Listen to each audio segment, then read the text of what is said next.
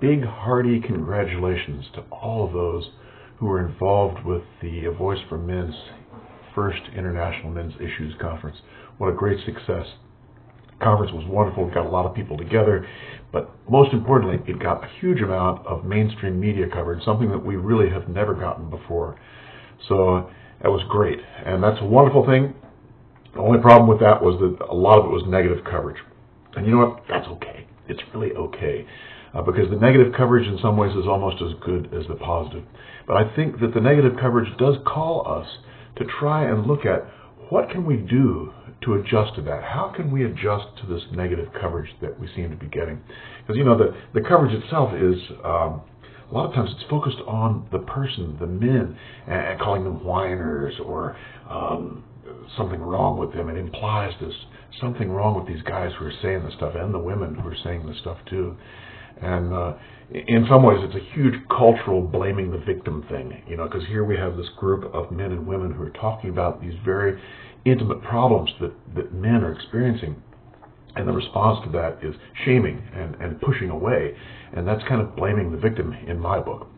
But really what we need to do is learn how to adjust to that. How can we adjust to that negative stuff, which kind of shifts the ground away from the issues that we're presenting and into whether we're good people or not? You know, that's what we want to try and avoid. So anytime you deal with the media, you need to take a little bit of a different strategy, because our strategy so far has been a lot of times to write a couple paragraphs, use a number of statistics, and to try and tell stories about this or that, and it takes time. The media does not give you time. They don't give you time to do anything. So what we need to do is we need to work on sound bites. Very short phrases that will shift the ground away from the attacks on the person and into the issues that we're trying to present.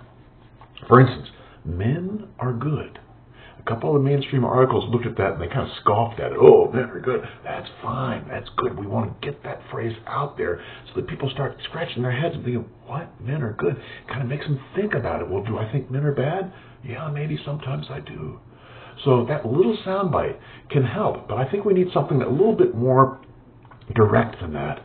And I think that there's a lot of them out there, at least 3 or 4 that I know of, but the one that I like the most is one that says, men deserve compassion and choice. Simple as that. Men deserve compassion and choice. 5 words.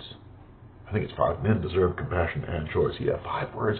And those 5 words have the tendency to force the media out of attacking the person who's presenting and into asking you the questions then. It shifts the ground away from the attack and into the issues, because they're going to have to say, what do you mean compassion and choice?